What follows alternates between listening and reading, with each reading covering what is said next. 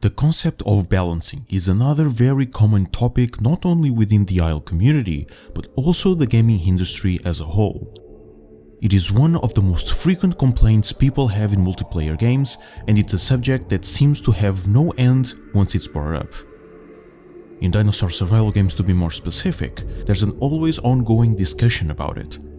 Even here on this very channel, I see people talking about this subject in the comment section.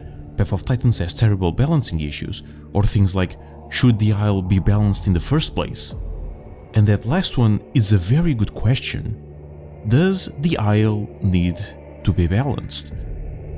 To answer that question, we need to first understand the definition of balance in video games and how that implies in this very niche genre.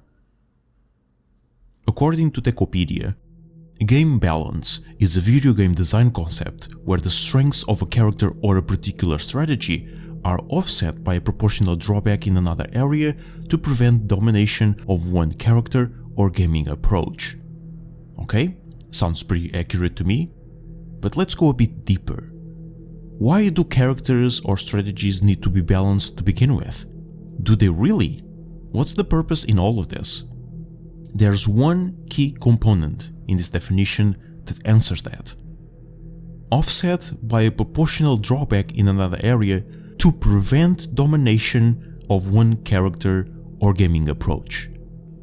Domination. In this context, it implies that said character, strategy, or choice would be disproportionately superior to others. If that phenomenon is evident, players will be indirectly influenced by the game itself to adopt that unbalanced element more often. This has two distinct consequences. For one, it artificially reduces the amount of content available for players.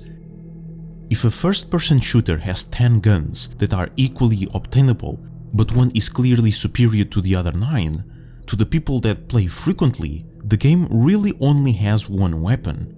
Because opting for any other gun is a decision that instantly puts the player in a disadvantage, and people really don't enjoy the feeling of unfairness, especially when it's not skill related.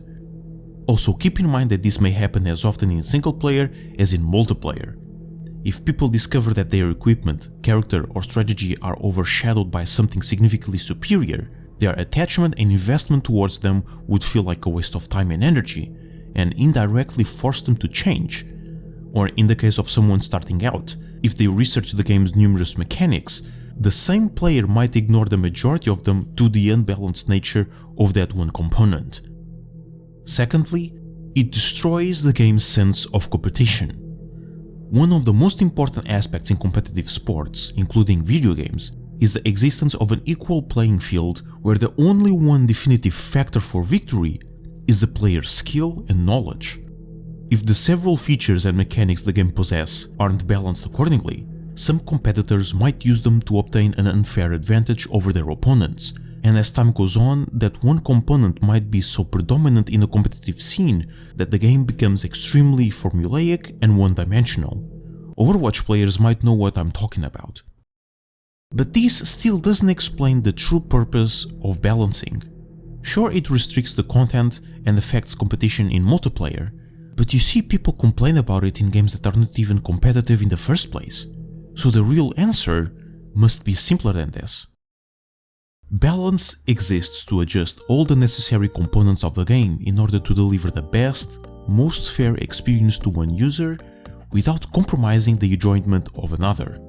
It is to establish a playing field, being competitive or not, where players have an equal opportunity to simply have fun without taking the fun out of the other people. And that's the exact problem a lot of survival games have. Rust, Ark, Conan, and many others are notorious for being extremely toxic and unforgiving. Everyone that played those games are very well aware that your own enjoyment is at the mercy of others. Your time and effort can be washed away on a whim by a group larger or more advanced than you, and you can do next to nothing about it. These games thrive off the interaction between players, but that interaction is always at the expense of one side. That is called parasitic gameplay.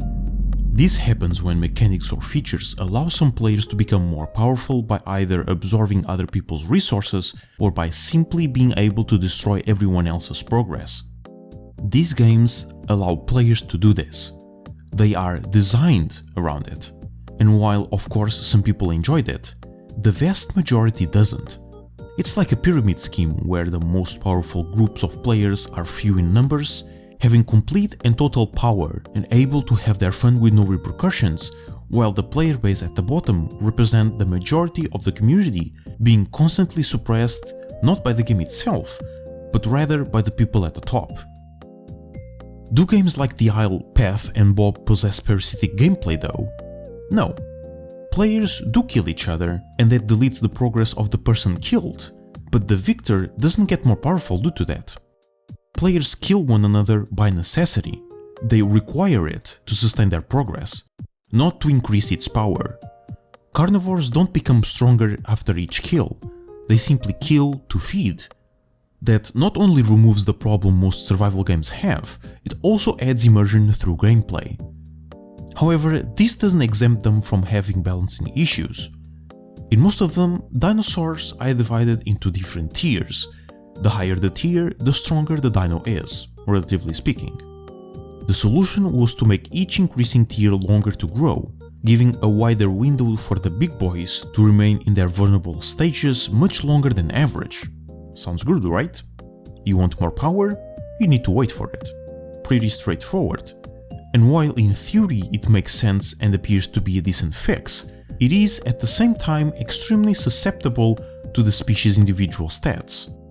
This system only truly works when all the available characters are equally viable. The moment one species in particular is determined to be too strong for its tier, the time required to grow it becomes irrelevant. The maps are vast and there are many places where players can simply hide and grow their dinosaur. Extra time doesn't necessarily make the process hard, it only makes the wait longer. And the longer the wait, the more opportunities other people have to find you and kill you. At least that's the theory. But the problem is not when the players are growing, it's when they already reach their maximum size. The best and most flawless way to determine if that issue exists in your game is to check your server's species population at any given time. Take a legacy isle for example. Go to a random server, walk for a bit and see how many species you find. If you see a clear lack or overabundance of some species, that's because they are overly strong or overly weak, and as a consequence, the player base tends to play them less or more frequently. That is why Rexes are so ridiculously numerous on every single server. You see them absolutely everywhere. Why? Because that species in particular has stats and mechanics that make them overpowered despite taking 6 hours to grow. Besides, waiting 6 hours is not that big of a deal, let's be real. Does this happen in Evrima too? Yes, and not really. Are most people playing as Carnos? No. But do you see any Dryos either? Exactly. Besides, the very small roster the branch has right now helps preventing this issue by quite a lot.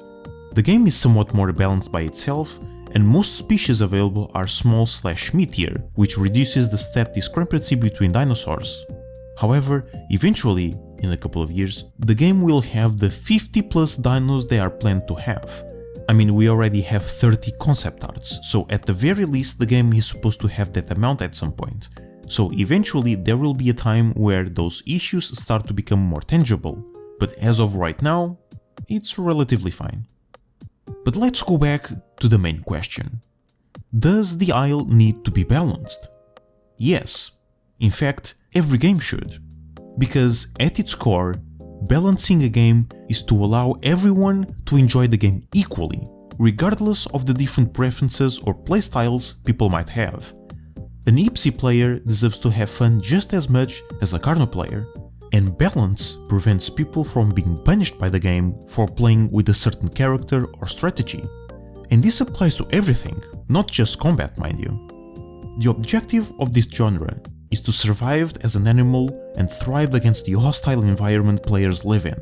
So while that does involve a lot of fighting, that is not the core of these games. Non-combat mechanics like nesting and diets must be just as balanced as the dinosaur stats. Not only because that might affect the player's choices while choosing a character to play, but also to provide the best experience whenever players interact with a mechanic. In summary, just please buff Dryo, man. Thank you for watching. A huge thank you to my Patreon supporters for supporting the channel and the content I create. If you wanna join the ranks, the link will be in the description. Don't forget to leave your thoughts and opinions down below. Join our Discord server for memes and paleodart stuff, and I hope to see you next week.